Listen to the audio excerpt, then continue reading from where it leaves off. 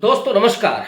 लोकसभा चुनाव इस वक्त ऐसे मोड़ पर आकर के खड़ा हो गया है जहां नरेंद्र मोदी को कोई आशा नजर नहीं आ रही है। नरेंद्र मोदी ने भले ही 400 पार का नारा दिया हो, लेकिन जमीनी सच्चाई कुछ और है।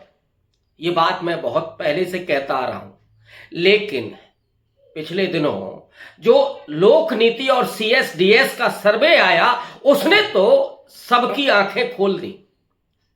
इस समय चुनाव के दो जो सबसे बड़े मुद्दे हैं वो बेरोजगारी और महंगाई। और हो भी क्यों नहीं, 10 साल में नरेंद्र मोदी की सरकार में जो हुआ है, लोगों की उम्मीदें आकांक्षाएं सब कुचल दी गई।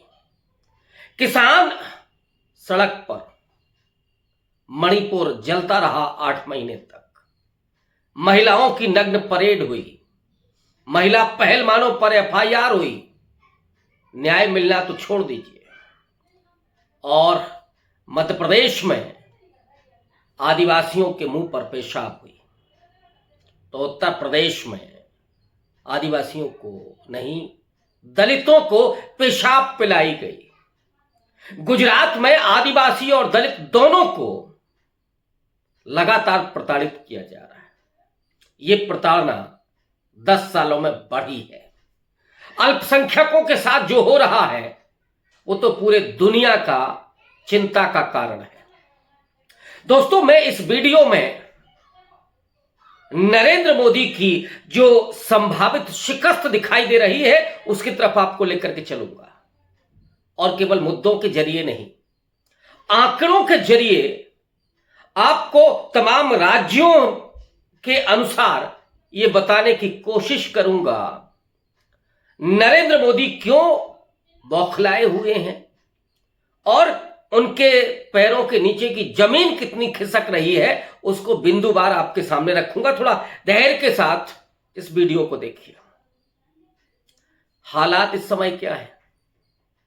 मोदी जी के पास कोई चुनावी एजेंडा नहीं है, क्योंकि वही सर्वे कह रहा है केवल 8% लोग कहते हैं कि हिंदुत्व एजेंडा है, 2% लोगों के लिए मंदिर एजेंडा है, 12% ऐसे लोग हैं जो ये कह रहे हैं कि आसानी से रोजगार मिल रहा है, लेकिन सबसे ज्यादा लोगों ने कहा कि नौकरियां नहीं हैं, नौकरियों की कोई उम्मीद नहीं है, और महंगाई चरम पर है पिछले 4 दशकों में।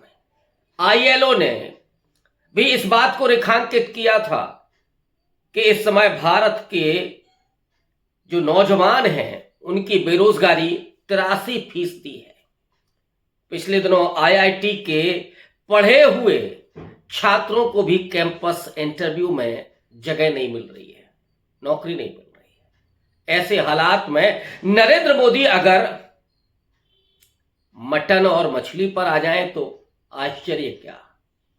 और अब मैं आता हूं उस इशू पर, उस मुद्दे पर कि ये जो बौखलाहट दिखाई पड़ रही है, सरेआम चुनाव आयोग की आंखों पर पट्टियां बांध करके आचार संहिता की धज्जियां उड़ाई जा रही हैं, धर्म के नाम पर विभाजन करने की कोशिश हो रही है, राम के नाम पर, मंदिर के नाम पर वोट मांगे जा रहे हैं, लेकिन चुनाव आयोग अपने कानों में लगता है उंगली डाल करके बैठा है, आंखों पर पट्टी बांध रखी है, जबान उसकी काट ली गई है।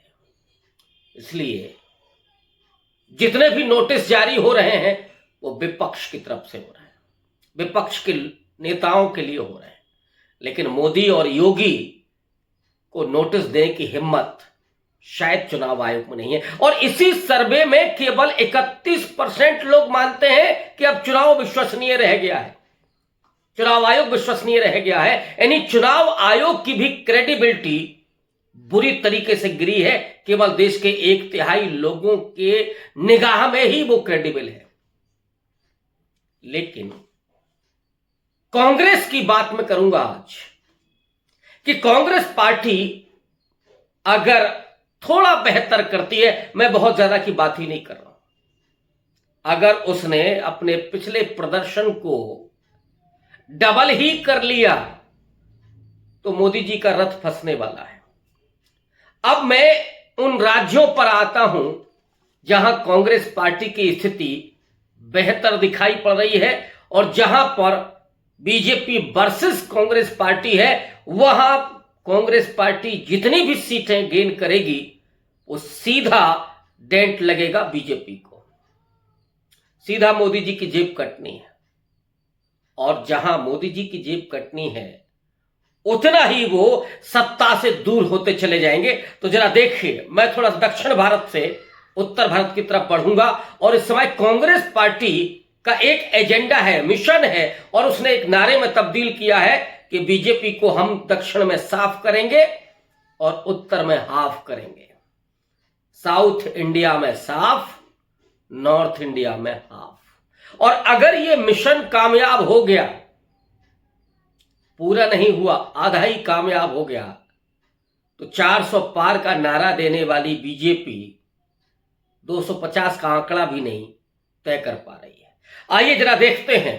मैं दक्षिण भारत में चलूं, केरल की 20 सीटों में से 12 सीटें करीब कांग्रेस को मिलती हुई दिखाई दे रही हैं। तमिलनाडु में 39 सीटें हैं, डीएमके के साथ गठबंधन है, वहां पर 7 सीटें कांग्रेस पार्टी को मिलती हुई दिख रही हैं। तेलंगाना में 17 लोकसभा की सीटें हैं, जहां 8 ही सीटें अगर मैं जोड़ दूं तो ये 27 सीटें होती हैं। 27 सीटें इन 3 राज्यों में। कर्नाटक में अभी नहीं ले रहा हूं, और कर्नाटक इसलिए नहीं ले रहा हूं, कर्नाटक में कांग्रेस पार्टी की सरकार है और 28 लोकसभा सीटों पर पिछली बार 26 पर कब्जा था बीजेपी का, और इस बार हालात ये है कि वो 12 का आंकड़ा छू ले, यानी 1 दर्जन सीटें मिल जाए तो सेटिस्फैक्टरी उसका प्रदर्शन होगा। कर्नाटक में बीजेपी का पहिया फंसा हुआ है।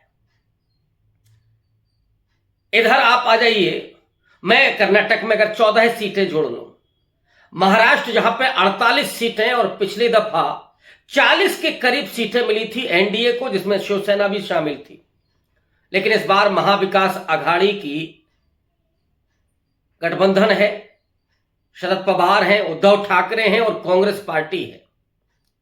महाराष्ट्र में इतनी बुरी तरीके से बीजेपी फंसी हुई है कि वो अशोक चव्हाण पर दांव लगा रही है, वो संजय निरुपम को लेकर के आ रही है, और भी कुछ नेताओं को, पहले शिवसेना तोड़ी, एनसीपी तोड़ी, फिर भी काम नहीं बना, तो अब कांग्रेस पार्टी के कुछ लोगों को तोड़ करके वो केवल ये माहौल बना रहे हैं कि देखिए बीजेपी आ रही है इसलिए लोग आ रहे हैं।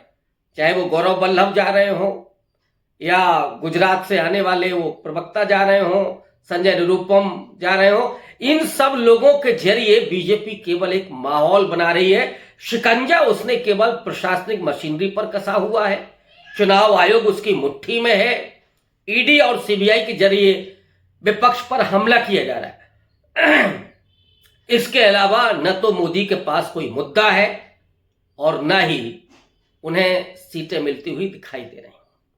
हरियाणा, हाँ, महाराष्ट्र में 48 में से केवल 6 सीटें मैं दे रहा हूं कांग्रेस को। हरियाणा जहां 10 सीटें 100 स्ट्राइक रेट था बीजेपी का, इस बार हालात बहुत खराब है, लेकिन फिर भी मैं 10 में से केवल 4 सीटें कांग्रेस पार्टी को दे रहा हूं। राजस्थान जहां पिछली बार 100% स्ट्राइक रेट, 25 लोकसभा की सीटें, इस बार कांग्रेस पार्टी को मिनिमम 3 सीटें मैं दे रहा हूं। झारखंड 14 लोकसभा सीटें, पिछली बार बेहतर पोजीशन बीजेपी की, लेकिन हेमंत सोरेन को जेल भेज करके अपने पैरों पर कुल्हाड़ी मार चुकी है बीजेपी। वहां पर झारखंड मुक्ति मोर्चा, आरजेडी और कांग्रेस का गठबंधन है, यहां पर भी मैं 3 सीटें दे रहा हूं। बिहार 40 लोकसभा की सीटें, पिछली बार तो 39 उसके खाते में गई थी। नीतीश कुमार फिर, चिराग पासवान उनके पास हैं, मांझी उनके पास हैं, कुशवाहा उनके पास है, लेकिन इस समय वीआईपी पार्टी के सहनी साहब वो आरजेडी के साथ है। मुकेश सहनी 3 सीटें दी है आरजेडी ने। मुकेश सहनी जो निषाद समाज से आते हैं, और वो पूरी अगर बिरादरी को आप जोड़ लेंगे तो बिंद हो, कहार हो, केवट हो, कश्यप हो, मल्लाह हो, निषाद हो, ये एक पूरी बिरादरी है, उसको रिप्रेजेंट करते हैं मुकेश सहनी। वहां पर बिहार में केवल 2 सीटें मैं कांग्रेस को दे रहा हूं, यूपी की 80 सीटों में से केवल 2 दे रहा हूं। हालांकि संभावना 4 की दिखाई पड़ा, लेकिन फिर भी 2 ही दे रहा हूं। छत्तीसगढ़ में 11 सीटों में 3 सीटें कांग्रेस के खाते में दे रहा हूं। मध्य प्रदेश 29 सीटों में से, जहां पिछली बार 28 थी बीजेपी के पास, मैं सिर्फ कांग्रेस को 2 दे रहा हूं। असम में 4 सीटें दे रहा हूं 14 में से। उड़ीसा में 21 में से 1 सीट दे रहा हूं। वेस्ट बंगाल 42 में से 2 सीटें दे रहा हूं। दिल्ली 7 में से 1 सीट दे रहा हूं। हिमाचल प्रदेश 4 में से 1 सीट।